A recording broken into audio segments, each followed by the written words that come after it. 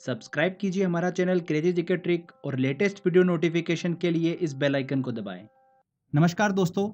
आज के इस वीडियो में हम बात करेंगे हिस्ट्री का एक वेरी इंपॉर्टेंट टॉपिक है गवर्नर, गवर्नर जनरल और वायसराय। ऑलमोस्ट हर एग्जाम में इस टॉपिक से क्वेश्चन पूछा जाता है।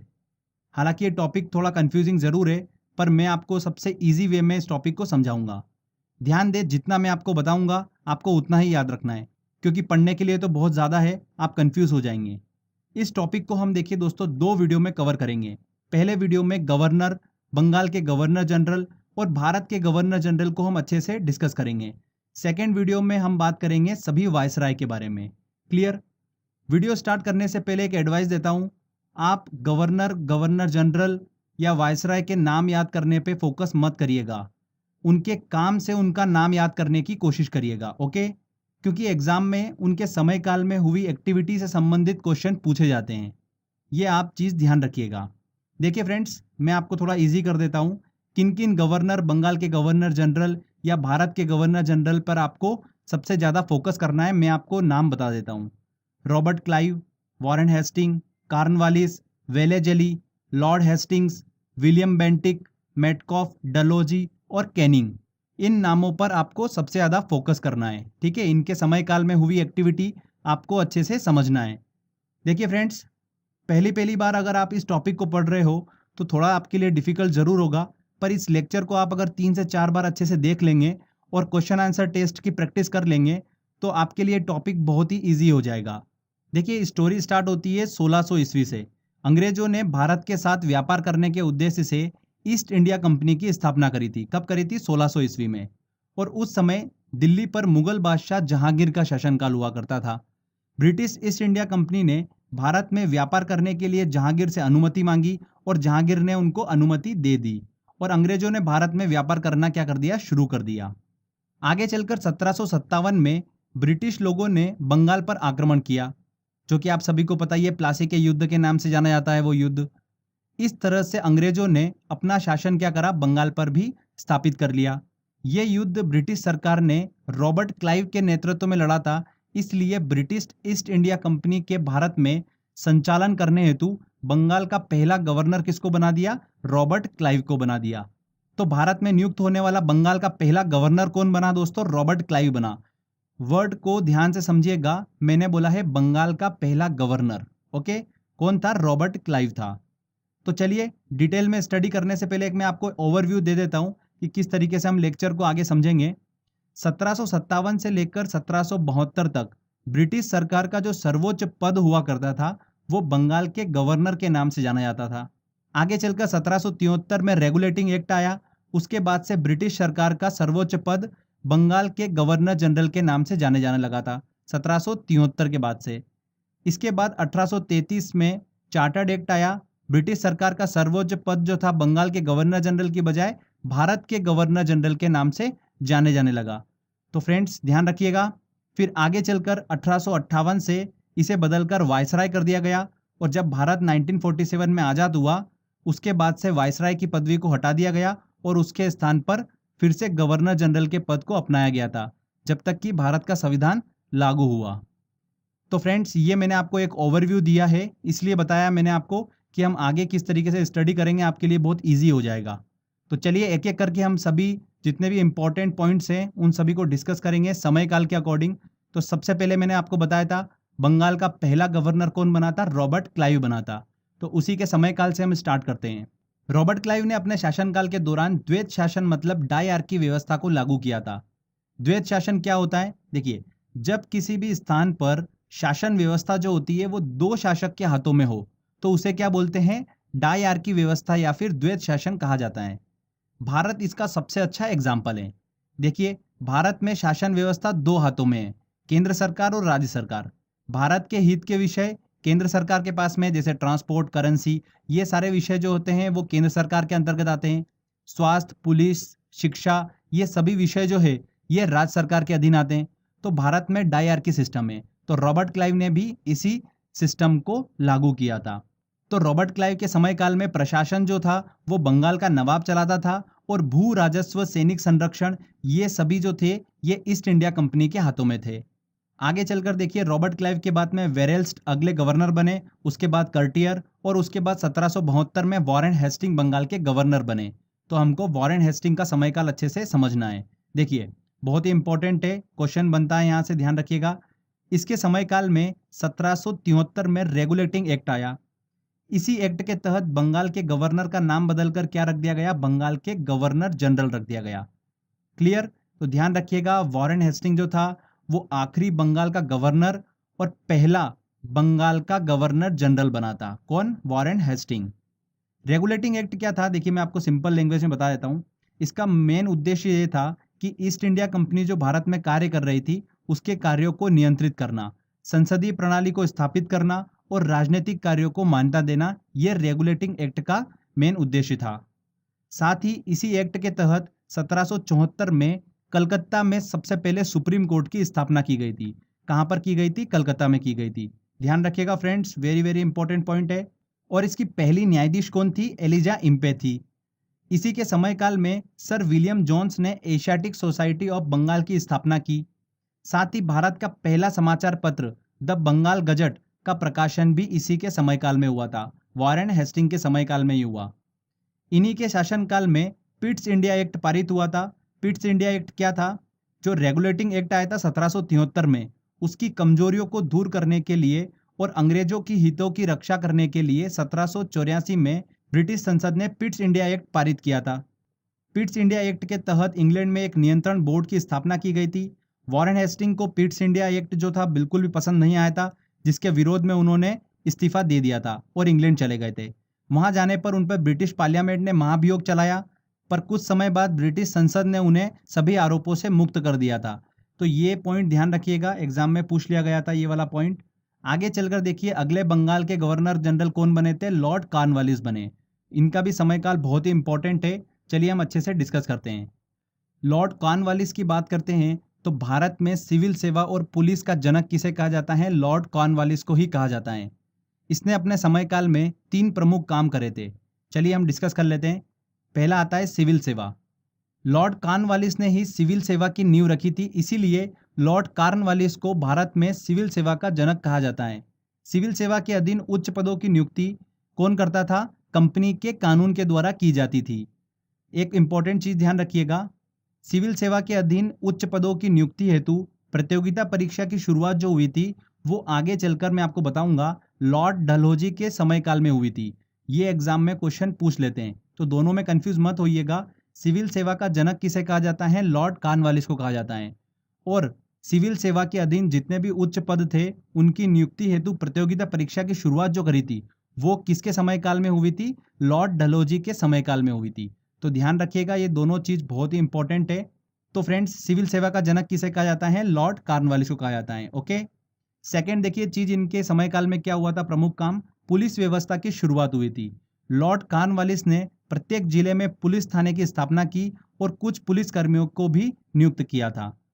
और तीसरा प्रमुख काम इसने क्या करा था? स्थायी बंदोबस्त को लागू किया था। इसने 1793 में बंगाल, बिहार, उड़ीसा में भूमि कर योजना को लागू किया था, जिसके तहत क्या होता था? जमींदारों को भू राजस्व का 90% भाग कंपनी को देना होता था और 10% भाग जो था भू राजस्व का वो अपने पास रखना होता था। इस योजना को किसने बनाया था? स्थायी बंदोबस्त योजना को सर जॉन शोर ने बनाया था। एक इंपॉर्टेंट पॉइंट और ध्यान रखिएगा, लॉर्ड कॉर्नवालिस ने अपने समयकाल में टीपू सुल्तान के साथ में श्रीरंगपट्टनम की संधि भी की थी।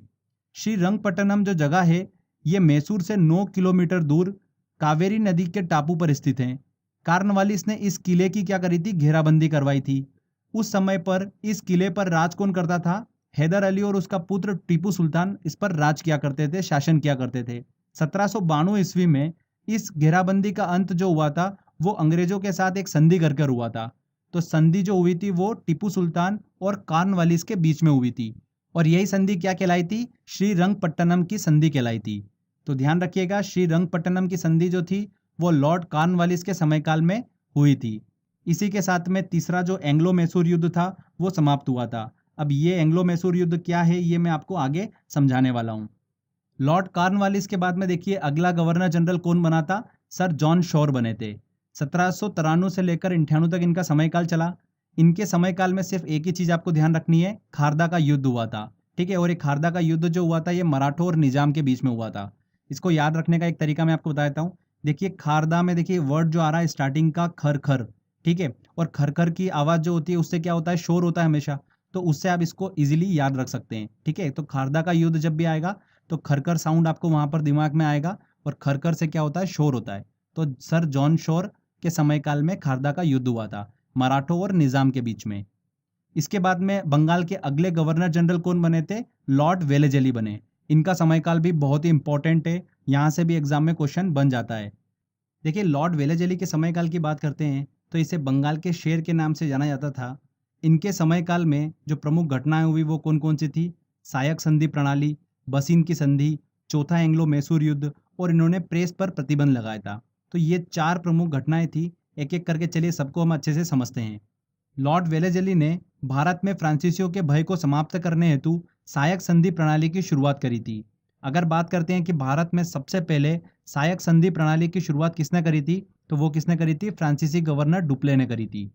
इस प्रणाली का उद्देश्य क्या था, ब्रिटिश राज्य का विस्तार करना। इस प्रणाली के तहत दूसरे राज्यों से संधि कर कर उन्हें ब्रिटिश राज्य में मिला लिया जाता था। ध्यान रखिएगा सबसे पहले हैदराबाद के शासक ने इस संधि को स्वीकार किया था। किस शासक ने, हैदराबाद के शासक ने। आगे देखिए सेकेंड इंपॉर्टेंट एक्टिविटी क्या हुई थी, बसीन की संधि हुई थी। बसीन की संधि अंग्रेजों और मराठा पेशवा बाजीराव के बीच में हुई थी। तो बसीन की संधि का संबंध भी किससे है, लॉर्ड वेलेजली के समयकाल से है। आगे देखिए चौथा एंग्लो मैसूर युद्ध जो हुआ था 1799 में, वो भी इसी के समयकाल में हुआ था, लॉर्ड वेलेजली के समयकाल में ही हुआ था। अंग्रेजों और हैदर अली तथा उसके पुत्र टीपू सुल्तान के बीच में समय समय पर युद्ध लड़े गए थे, जिन्हें एंग्लो मैसूर युद्ध के नाम से जाना जाता है। 32 वर्षों के बीच में 1767 से 1799 के बीच में 4 युद्ध लड़े गए थे। हमको देखिए जिसको ध्यान रखना है वो है चौथा एंग्लो मैसूर युद्ध, जो कि हुआ था लॉर्ड वेलेजली के समयकाल में, और इसी युद्ध में टीपू सुल्तान जो था वो मारा गया था, इसीलिए हमको इसको ध्यान रखना है। चौथी प्रमुख एक्टिविटी क्या हुई थी इसके समयकाल में, कि इसने प्रेस पर प्रतिबंध लगा दिया था। ओके फ्रेंड्स, तो फ्रेंड्स ये अच्छे से हमने लॉर्ड वेलेजली का समयकाल डिस्कस करा। इसके बाद देखिए अगला बंगाल का गवर्नर जनरल कौन बना, लॉर्ड कॉर्नवालिस बना। फिर से बना था ये 1805 में, पर जल्दी ही इनकी क्या हुई, उत्तर प्रदेश के गाजीपुर में मृत्यु हो गई थी। इसके बाद सर जॉर्ज वालो अगले बंगाल के गवर्नर जनरल बने। उनके समयकाल की देखिए एक प्रमुख घटना आप ध्यान रखिएगा, वेल्लोर का सिपाही विद्रोह जो हुआ था वो सर जॉर्ज वार्लो के समयकाल में ही हुआ था। इसके बाद में अगले बंगाल के गवर्नर जनरल कौन बने, लॉर्ड मिंटो। इनके शासनकाल की एक ही प्रमुख घटना है, अमृतसर की संधि। बस ध्यान रखिएगा आप, ज़्यादा आपको डेप्थ में जाने की जरूरत नहीं है। लॉर्ड मिंटो के बाद में देखिए आगे चलकर बंगाल के गवर्नर जनरल कौन बने, लॉर्ड हेस्टिंग बने। इनका समयकाल काफ़ी इंपॉर्टेंट है, क्योंकि इनके समयकाल के दौरान ही मद्रास के जो तत्कालीन गवर्नर थे टॉमस मुनरो, उन्होंने रैयतबाड़ी व्यवस्था को लागू किया था। तो वहां से एसएससी में 2 से 3 बार क्वेश्चन पूछा जा चुका है, हमको उसको अच्छे से समझना होगा। देखिए जब लॉर्ड हेस्टिंग बंगाल के गवर्नर जनरल थे, उसी समय पर मद्रास के तत्कालीन गवर्नर कौन थे, टॉमस मुनरो थे। टॉमस मुनरो ने 1820 में मद्रास में रैयतबाड़ी व्यवस्था को लागू किया था। इसके बाद में बंबई के गवर्नर ने भी रैयतबाड़ी व्यवस्था को लागू किया था। तो रैयतबाड़ी व्यवस्था क्या थी ये हम अच्छे से समझ लेते हैं। जैसा कि मैंने आपको पहले बताया था कि लॉर्ड कॉर्नवालिस ने स्थायी बंदोबस्त को शुरू किया था। स्थायी बंदोबस्त में क्या होता था, किसान और सरकार के भूमि कर के बीच में जमींदारों का रोल हुआ करता था। जमींदार बीच में लगान की लूटबाजी करने लगे थे, जिसके कारण सरकार का राजस्व जो था वो नहीं बढ़ पा रहा था। तब ब्रिटिश सरकार ने इसकी कमियों को दूर करने के लिए एक नई योजना बनाई थी, जिसका नाम क्या था, रैयतबाड़ी व्यवस्था। इस व्यवस्था के अंतर्गत जमींदारों का रोल खत्म कर दिया गया और किसान को ही सीधे भूमि का मालिकाना हक दे दिया। अब किसानों को लगान सीधे ब्रिटिश सरकार को देना होता था। रैयतबाड़ी व्यवस्था के अंतर्गत जो किसान कर नहीं देता था उससे जमीन छीन ली जाती थी। ध्यान रखिएगा रैयतबाड़ी व्यवस्था सबसे पहले मद्रास में लागू हुई थी। मद्रास के किस जगह पर, बारामहल में शुरू हुई थी। इसके बाद देखिए अगले गवर्नर जनरल कौन बने बंगाल के, लॉर्ड एमहर्स्ट बने। इनका समयकाल इतना इंपॉर्टेंट नहीं है, आपको ध्यान देने की जरूरत नहीं है। उसके बाद देखिए फिर अगले गवर्नर जनरल कौन बने बंगाल के, विलियम बेंटिक। ये बहुत ही इंपॉर्टेंट है। 1828 से लेकर 1835 तक इनका समयकाल चला। इनके समयकाल के दौरान ही 1833 में चार्टर्ड एक्ट आया। चार्टर्ड एक्ट के तहत बंगाल का गवर्नर जनरल जो था अब भारत का गवर्नर जनरल कहलाने लगा। तो ध्यान रखिएगा विलियम बेंटिक भारत का पहला गवर्नर जनरल बना था। अगर हम बात करते हैं कि बंगाल का आखिरी गवर्नर जनरल कौन बना, तो वो कौन था? Lord William Bentinck. और भारत का पहला गवर्नर जनरल कौन बना था? वो बना था लॉर्ड विलियम बेंटिक। ठीक है, अब देखिए इनके समयकाल में आपके लिए थोड़ा सा इजी बना देता हूं। एक ट्रिक से देखिएगा, बेंटिक का नाम जो था वो क्या स्पष्ट कर रहा है? बैन। बैन मतलब किसी चीज पर बैन लगा देना। तो जितनी भी गलत गलत चीजें थी, लॉर्ड विलियम बेंटिक ने उन पर सब पर बैन लगा दिया और अच्छी अच्छी चीजों की शुरुआत करी थी। जैसे राजा राम मोहन राय के साथ मिलकर सती प्रथा को समाप्त कर दिया, उस पर बैन लगा दिया। ठगी प्रथा पर बैन लगा दिया, मतलब उसको समाप्त कर दिया। सभी गलत चीजों पर बैन लगा दिया, मतलब बंद कर दिया। इसीलिए इनके समयकाल में कोई भी युद्ध नहीं हुआ था। ध्यान रखिएगा, इनका समयकाल शांति का समयकाल कहलाता है। अगर आपसे एग्जाम में कोई युद्ध से रिलेटेड क्वेश्चन पूछ ले, तो ये तो आपको क्लियर हो चुका है कि लॉर्ड विलियम बेंटिक के समयकाल में कोई भी युद्ध नहीं हुआ था। तो अगर ऑप्शन में आता है तो इसको बिल्कुल मत लगाइएगा। अगर अच्छे काम की बात करते हैं तो 1835 में इन्होंने कलकत्ता में मेडिकल कॉलेज की स्थापना की। अंग्रेजी लैंग्वेज को भारत में उच्च शिक्षा का माध्यम बनाया, ये एग्जाम में क्वेश्चन पूछा गया था। नहरें, सड़कें, तालाब जैसे कई सार्वजनिक सुधार इन्होंने अपने समयकाल में किए थे। तो ये लॉर्ड विलियम बेंटिक का समयकाल आप ध्यान रखिएगा। इसके बाद देखिए अगले भारत के गवर्नर जनरल कौन बने? Charles Metcalfe. चार्ल्स मेटकॉफ के समयकाल में एक ही प्रमुख घटना हमको दिमाग में रखना है कि इन्होंने अपने समयकाल में प्रेस को स्वतंत्रता दिलाई थी। ध्यान रखिएगा, प्रेस को स्वतंत्रता किसने दिलाई थी? चार्ल्स मेटकॉफ ने दिलाई थी। लॉर्ड वेलेजली के टाइम पर प्रेस पर प्रतिबंध लगा दिया गया था, जो कि चार्ल्स मेटकॉफ ने उस प्रतिबंध को हटा दिया अपने समयकाल में। चार्ल्स मेटकॉफ के बाद देखिए भारत के अगले गवर्नर जनरल कौन बने थे? ऑकलैंड, एलेनबरो, हॉर्डिंग्स, ये भारत के अगले गवर्नर जनरल बने। इनका समयकाल देखिए ज़्यादा हम डिस्कस नहीं करेंगे क्योंकि इतनी इंपॉर्टेंट एक्टिविटी हमको यहाँ पर नहीं देखने को मिलती है। बस इतना ध्यान रखिएगा, एलेनबरो के समयकाल में ही दास प्रथा का अंत हुआ था और रविवार को छुट्टी की शुरुआत भी इन्हीं के समयकाल से हुई थी। हॉर्डिंग्स के समयकाल में देखिए पहला एंग्लो सिख वॉर हुआ था। ध्यान रखिएगा, पहला एंग्लो सिख वॉर कब हुआ था? लॉर्ड हॉर्डिंग्स के समयकाल में हुआ था। इसके बाद में देखिए भारत का अगला गवर्नर जनरल कौन बना? डलहौजी बना, जिनका समयकाल चला 1848 से लेकर 1856। बहुत ही इंपॉर्टेंट है, यहाँ से एग्जाम में क्वेश्चन निकल कर आता है इनके समयकाल से। लॉर्ड डलहौजी की बात करते हैं तो इन्हें ही आधुनिक भारत के निर्माता के रूप में जाना जाता है। देखिए कौन कौन सी प्रमुख घटनाएं हुई इनके समयकाल में, चलिए डिस्कस करते हैं। रेलवे का विकास हुआ। पहली रेल डलहौजी के शासनकाल में ही 1853 में बम्बई से ठाणे के बीच में चली थी। संचार प्रणाली का विकास भी इन्हीं के समयकाल में हुआ। पहली संचार सेवा जो थी वो आगरा और कलकत्ता के बीच में शुरू हुई थी। 1854 में देखिए इनके समयकाल में ही डाकघर अधिनियम पास हुआ था, जिसके तहत पहली बार डाक टिकटों का प्रचलन शुरू हुआ था। आगे देखिए सिविल सेवा के अधीन पदों की नियुक्ति जो होती थी पहले, वो कंपनी के कानून के द्वारा होती थी, पर डलहौजी ने इस सिस्टम को चेंज कर दिया और सिविल सेवा के अधीन पदों की नियुक्ति हेतु प्रतियोगिता परीक्षा की शुरुआत करी थी इन्होंने। ध्यान रखिएगा, लॉर्ड डलहौजी ने ही प्रतियोगिता परीक्षा की शुरुआत करी थी। पहले भारतीय आईएएस की बात करते हैं तो कौन बने थे? सत्येंद्र नाथ टैगोर बने थे। 1863 में पहले भारतीय आईएएस बने थे सत्येंद्र नाथ टैगोर। लॉर्ड डलहौजी ने अपने शासनकाल में व्यपगत का सिद्धांत, जिसे बोल सकते हैं हम कि हड़प्पा नीति, उसकी शुरुआत करी थी, जिसे इंग्लिश में क्या बोला जाता है? Doctrine of lapse. Very very important है, यहाँ से एग्जाम में क्वेश्चन पूछा गया था। लॉर्ड डलहौजी ने इस नीति को ब्रिटिश साम्राज्य का विस्तार करने के उद्देश्य से लागू किया था। इस नीति में देखिए क्या होता था, वे राज्य जिनका कोई भी उत्तराधिकारी नहीं है, ठीक है, उनसे शासन जो था वो छीन कर ब्रिटिश राज्य में मिला लिया जाता था। हड़प नीति के तहत ब्रिटिश राज्य में विलय होने वाला पहला राज्य जो था वो कौन सा था? सतारा था। ध्यान रखिएगा, सतारा पहला राज्य था जो हड़प नीति मतलब व्यपगत का सिद्धांत डॉक्ट्रिन ऑफ लैप्स के तहत ब्रिटिश राज्य में मिलाया गया था। आगे चलकर जयपुर, संबलपुर, उदयपुर, झांसी, इन राज्यों को हड़प नीति के तहत ब्रिटिश राज्य में मिला लिया गया। तो ये लॉर्ड डलहौजी का शासनकाल हमने अच्छे से डिस्कस करा। वेरी वेरी इंपॉर्टेंट पॉइंट है, रेलवे का विकास, संचार प्रणाली का विकास, डाकघर अधिनियम, सिविल सेवा के अधीन पदों की नियुक्ति हेतु प्रतियोगिता परीक्षा की शुरुआत करी और हड़प नीति मतलब व्यपगत का सिद्धांत लागू करा था। ये इंपॉर्टेंट हाईलाइटेड पॉइंट है लॉर्ड डलहौजी के समयकाल के। ओके, इसके बाद देखिए लॉर्ड डलहौजी के बाद अगला भारत का गवर्नर जनरल कौन बना? लॉर्ड कैनिंग बना। इन्हीं के शासनकाल में 1857 का विद्रोह हुआ था और इसी विद्रोह के बाद भारत का शासन जो था वो ईस्ट इंडिया कंपनी के हाथों से लेकर ब्रिटिश सरकार के हाथों में दे दिया गया था और कैनिंग को भारत का पहला वायसराय बनाया गया। ध्यान रखिएगा, ईस्ट इंडिया कंपनी द्वारा नियुक्त भारत का आखिरी गवर्नर जनरल कौन था? लॉर्ड कैनिंग था। और पहला वायसराय कौन बना? लॉर्ड कैनिंग बना। देखिए फ्रेंड्स, जो वायसराय वाला भाग है ये हम पार्ट 2 में डिस्कस करेंगे।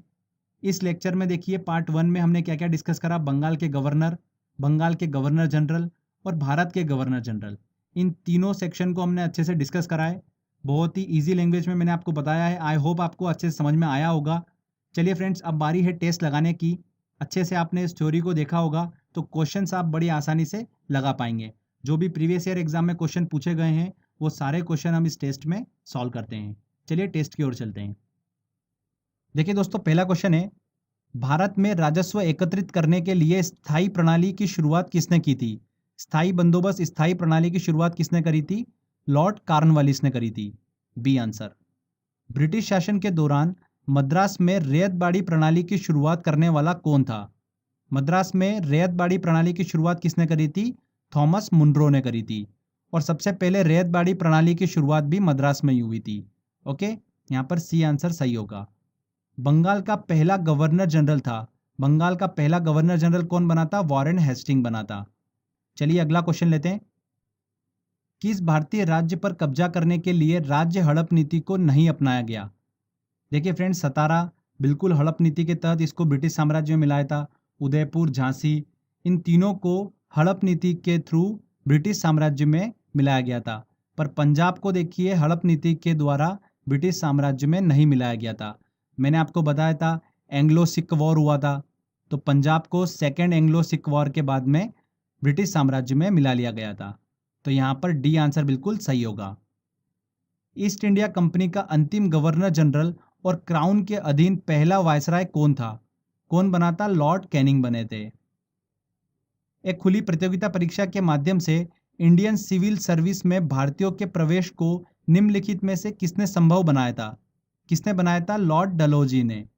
लॉर्ड डलहौजी ने ही सिविल सर्विस में उच्च पदों की नियुक्ति हेतु प्रतियोगिता परीक्षा की शुरुआत करी थी। लॉर्ड डलहौजी ने। भारतीय सिविल सेवा में चुने जाने वाले पहले भारतीय कौन थे? पहले आईएएस कौन बने थे? सत्येंद्र नाथ टैगोर बने थे 1863 में। ध्यान रखिएगा, सत्येंद्र नाथ टैगोर। इंग्लैंड के हाउस ऑफ कॉमन द्वारा भारत के किस गवर्नर जनरल पर महाभियोग चलाया गया था? किस पर चलाया गया था? वॉरेन हेस्टिंग पर। वॉरेन हेस्टिंग जो थे वो पिट्स इंडिया एक्ट के देखिए विरोध करते हुए गवर्नर जनरल के पद से इस्तीफा देकर इंग्लैंड चले गए थे, जहां पर उन पर महाभियोग चलाया गया था। ठीक है, तो वॉरेन हेस्टिंग यहाँ पर सही आंसर होगा। निम्न में से कौन सा भारत का पहला वायसराय था? पहला वायसराय कौन बना? लॉर्ड कैनिंग बने थे। चलिए अगला क्वेश्चन देखते हैं। डॉक्ट्रिन ऑफ लैप्स या व्यपगत का सिद्धांत निम्न में से किसने आरंभ किया था? किसने शुरुआत करी थी इसकी? लॉर्ड डलहौजी ने इसकी शुरुआत करी थी। भारत में पहली बार सन 1853 में किस स्थान से रेल यात्रा प्रारंभ की गई थी? किस स्थान से शुरू हुई थी रेल यात्रा? बंबई से। बंबई से ठाणे के बीच में चली थी पहली रेल। पिट्स इंडिया एक्ट के अंतर्गत निम्न में से किसे स्थापित किया गया था? किसे स्थापित किया गया था? नियंत्रण बोर्ड को स्थापित किया गया था इंग्लैंड में। बी आंसर यहाँ पर सही होगा। कलकत्ता में उच्चतम न्यायालय की स्थापना किसके द्वारा की गई थी? देखिए, कलकत्ता में उच्चतम न्यायालय की स्थापना 1773 रेगुलेटिंग एक्ट के तहत की गई थी। और कब की गई थी? 1774 में। ओके, यहाँ पर बी आंसर। निम्न में से कौन बंगाल का पहला गवर्नर था? बंगाल का पहला गवर्नर कौन बना था? रॉबर्ट क्लाइव बना था। शब्दों पर ध्यान दीजिएगा, यहाँ पर पहला गवर्नर जनरल नहीं पूछा है ना, पहला गवर्नर पूछा है। 1773 रेगुलेटिंग एक्ट के तहत भारत में पहले उच्चतम न्यायालय सुप्रीम कोर्ट की स्थापना 1774 में कहाँ की गई थी? कहाँ पर की गई थी दोस्तों? कलकत्ता में की गई थी। एशियाटिक सोसाइटी ऑफ बंगाल की स्थापना निम्न में से किस बंगाल के गवर्नर जनरल के समयकाल में हुई थी? किस बंगाल के गवर्नर जनरल के समयकाल में हुई थी? वॉरेन हेस्टिंग के समयकाल में हुई थी। निम्न में से किसे सिविल सेवा का जनक कहा जाता है? सिविल सेवा का जनक किसे कहा जाता है? लॉर्ड कॉर्नवालिस को कहा जाता है। खारदा का युद्ध निम्न में से किसके समयकाल में हुआ था? देखिए, खरखर की आवाज मतलब शोर होना, मतलब सर जान शोर। सी आंसर यहाँ पर सही होगा। रैयतबाड़ी व्यवस्था सबसे पहले कहाँ पर शुरू हुई थी? रैयतबाड़ी व्यवस्था सबसे पहले कहाँ पर शुरू हुई थी? मद्रास में शुरू हुई थी। निम्न में से किस भारत के गवर्नर जनरल ने राजा राम मोहन राय के साथ मिलकर सती प्रथा का अंत किया था? किसने करा था? देखिए, सती प्रथा पर बैन लगाना। ठीक है, ठगी प्रथा पर बैन लगाना, मतलब बैन वर्ड आपको समझ में आ रहा होगा। तो देखिए यहाँ पर बेंटिक, बेंटिक साउंड आ रहा है ना, तो Lord William Bentinck, C answer यहाँ पर सही होगा। निम्न में से किसने अंग्रेजी को भारत में उच्च शिक्षा का माध्यम बनाया? किसने बनाया था? लॉर्ड विलियम बेंटिक ने, सी आंसर। किस भारत के गवर्नर जनरल ने प्रेस को स्वतंत्रता दिलाई थी? देखिए प्रेस को स्वतंत्रता किसने दिलाई थी? मेटकॉफ ने दिलाई थी। चार्ल्स मेटकॉफ ने प्रेस को स्वतंत्रता दिलाई थी। टीपू सुल्तान चौथे एंग्लो मैसूर युद्ध में मारा गया, यह युद्ध किस बंगाल के गवर्नर जनरल के समयकाल में हुआ था? चौथा एंग्लो मैसूर युद्ध देखिए किसके समयकाल में हुआ था? लॉर्ड वेलेजली के समयकाल में हुआ था। वेरी वेरी इंपॉर्टेंट क्वेश्चन है ये। निम्न में से कौन 1857 के विद्रोह के समय भारत के गवर्नर जनरल के रूप में कार्यरत थे? कौन कार्यरत थे? Lord Canning. लॉर्ड कैनिंग के समयकाल में ही 1857 का विद्रोह हुआ था। हड़प्पा नीति डॉक्ट्रिन ऑफ लैप्स के तहत ब्रिटिश राज्य में विलय होने वाला पहला राज्य कौन सा था? पहला राज्य कौन सा था? सतारा। निम्न में से किस भारत के गवर्नर जनरल के शासनकाल में रेलवे और संचार प्रणाली की शुरुआत हुई थी? किसके शासनकाल में हुई थी? लॉर्ड डलहौजी के शासनकाल में। लॉर्ड वेलेजली के द्वारा शुरू सहायक संधि प्रणाली को निम्न में से किस स्थान के शासक ने सबसे पहले स्वीकारा था? किस स्थान के शासक ने? हैदराबाद के शासक ने सबसे पहले सहायक संधि प्रणाली को स्वीकारा था। श्रीरंगपट्टनम की संधि टीपू सुल्तान और किसके बीच में हुई थी? श्रीरंगपट्टनम की संधि जो थी वो टीपू सुल्तान और कॉर्नवालिस के बीच में हुई थी, बी आंसर। निम्न में से किसे आधुनिक भारत के निर्माता के रूप में जाना जाता है? किसे जाना जाता है आधुनिक भारत के निर्माता के रूप में? लॉर्ड डलहौजी को, डी आंसर यहाँ पर सही होगा। तो फ्रेंड्स देखिए यहाँ पर हमारा ये पहला पार्ट कंप्लीट होता है। आई होप आपने सारे अच्छे से क्वेश्चन सॉल्व कर लिए होंगे। तो इस वीडियो को अच्छे से 2-3 बार देख लीजिए और टेस्ट की प्रैक्टिस भी कर लीजिए। टेस्ट लगाने के लिए जो लिंक है वो मैंने डिस्क्रिप्शन बॉक्स में दे रखी है, आप वहाँ से टेस्ट लगा सकते हैं। साथ ही फेसबुक पेज पे भी आपको टेस्ट का लिंक मिल जाएगा। तो अच्छे से प्रैक्टिस करिए। ये हमारा पहला पार्ट कंप्लीट होता है जिसमें बंगाल के गवर्नर, बंगाल के गवर्नर जनरल, भारत के गवर्नर जनरल को हमने अच्छे से डिस्कस कराएं। इसके पार्ट 2 में हम डिस्कस करेंगे भारत के सभी वायसराय को। तो मेहनत करते रहिए, सफलता आपको ज़रूर मिलेगी। आई होप दोस्तों आपको ये वीडियो काफ़ी पसंद आया होगा। अगर आपको वीडियो अच्छा लगा है तो प्लीज़ जल्दी से वीडियो को लाइक करिए, शेयर करिए और कमेंट करके ज़रूर बताइए कि वीडियो कैसा लगा। अगर आपने अभी तक चैनल को सब्सक्राइब नहीं करा है तो सब्सक्राइब भी कर लीजिए, क्योंकि इस तरीके की जब भी वीडियो मैं अपलोड करूँगा आपको उसका बेनिफिट मिलता रहेगा। तो फ्रेंड्स मिलते हैं अगले वीडियो में। जय हिंद, जय भारत।